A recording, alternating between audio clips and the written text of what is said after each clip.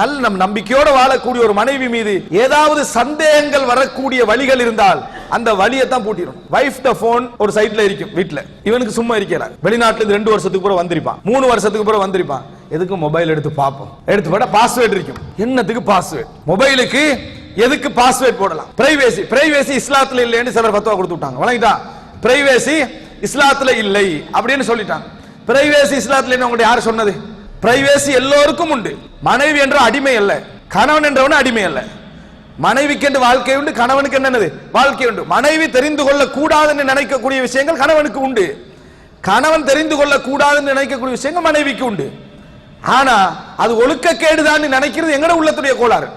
அந்த விஷயங்கள் எல்லாமே ஒழுக்கக்கேடுகள் தான் என்று நினைப்பது யாருடைய கோளாறு?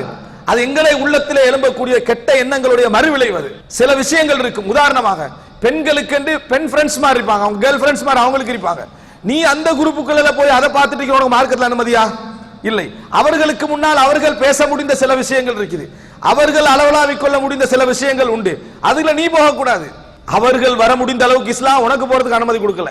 ரசூல் ஸல்லல்லாஹு அலைஹி வஸல்லம் மனைவி ஆயிஷா ரலியல்லாஹு அன்ஹா அவர்கள் ஆண்களுடைய விளையாட்டை பார்த்துக்கிறாங்க. எங்கேயாவது ரசூல் ஸல்லல்லாஹு அலைஹி வஸல்லம் சஹாபாக்கள் பெண்களுடைய விளையாட்டை பார்த்துக்கிறாங்களா? பார்க்கல.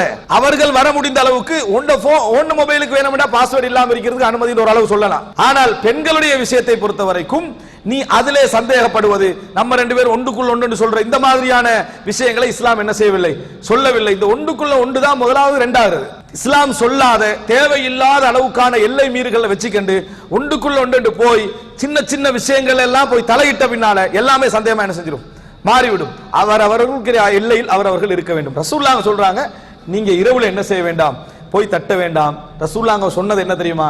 லிகை தஸ்தஹித்தல் முகீபா வ தம்தஷிதல் அஷாயிஷா அப்படின்னு சொல்லி ரசூல் ஸல்லல்லாஹு அலைஹி வஸல்லம் சொல்றாங்க. அதாவது கணவன் தூரமாக இருப்பதனால வீட்டுல எப்படியோ வாழலாம்னு இருந்திருப்பான்.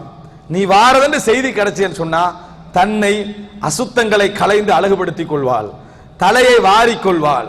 திடீர்னு போடுறது மனைவி அழகா இல்லைன்னு வேற சொல்றது. விளங்கிட்டா? எந்த இன்ஃபர்மேஷனும் இல்லாம பேத்து இறங்குறது, இறங்கிட்டு தலைவாரி இருக்கணும், ட்ரெஸ் போட்டு இருக்கணும். நீ ஒரு இன்ஃபர்மேஷன் கொடுத்தா தானே, எதுவுமே கொடுக்கல. ஒரு அட்லீஸ்ட் ஒரு அரை மணி நேரத்துக்கு முன்னால இவ்வளவு மொபைல் போன் இருந்தும் ஒரு எந்த மெசேஜும் இல்ல, வரக்கல திடீர்னு வகை தெரியற மாதிரி தெரிஞ்சு ஒழுங்கா இருக்கணும் அப்படின்னு மெசேஜ் வேற என்ன செஞ்சிருது, சொல்லிடுறது. ரசூல் ஸல்லல்லாஹு அலைஹி வஸல்லம் சொன்னா அவங்க ரெடி ஆகட்டும், நல்ல முறையில் உடனே வரவேற்க இருக்கட்டும் அப்படின்னு சொல்லி. அன்புள்ள சகோதரர்களே, ஆனா சந்தேகம் வந்து வைங்களேன், ரெடியாகி ஏண்டா ஈக்கிறான்னு சொல்லி இவனுக்கு வரும். விளங்கிட்டா? சந்தேகம் வந்து வைங்க, மனிதனை எங்க இருந்து என்ன செய்ய முடியாது, காப்பாற்ற முடியாது. அப்ப ரசூலுல்லாஹி ஸல்லல்லாஹு அலைஹி வஸல்லம் சொன்னதுடைய பிரதானமான நோக்கம் தேவையில்லாமல் உங்கள் மன நிம்மதிகளை குலைத்துக் கொள்ள வேண்டாம்.